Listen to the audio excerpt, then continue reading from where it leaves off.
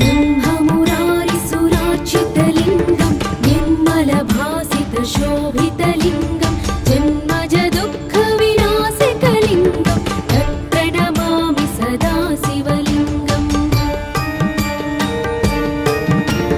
देवमुनिप्रवरार्चितलिङ्गं कामदहनकरुणाकरलिङ्गं रावणदर्पविनाशनलिङ्गं तत्प्रणमामि सदा शिवलिङ्गम्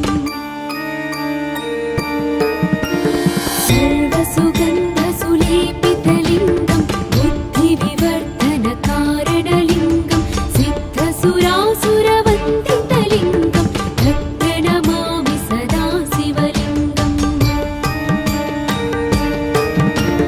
कनकमहामणिभूषितलिङ्गं फणिपतिवेष्टितशोभितलिङ्गं रक्षसुयज्ञविनाशनलिङ्गं तत्प्रणमामि सदा शिवलिङ्गम्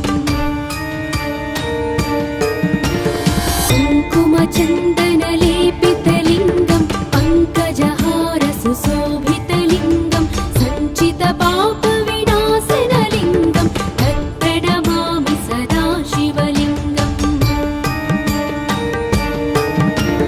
देवगणार्चितसेवितलिङ्गं भावैर्भक्तिभिरेव च लिङ्गं दिनकरकोटिप्रभाकरलिङ्गं तत्प्रणमामि सदा शिवलिङ्गम् अष्टदलोपरिवेष्टितलिङ्गं सर्वसमुद्भवकारणलिङ्गम् अष्टदरिद्रविनाशनलिङ्गं तत्प्रणमामि सदा शिवलिङ्गम्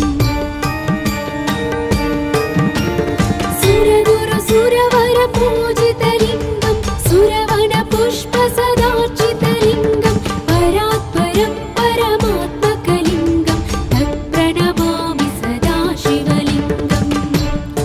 लिङ्गाष्टकमिदं पुण्यं यः पठेत् शिवसन्निधौ शिवलोकमवाप्नोति शिवेन सह मोदते।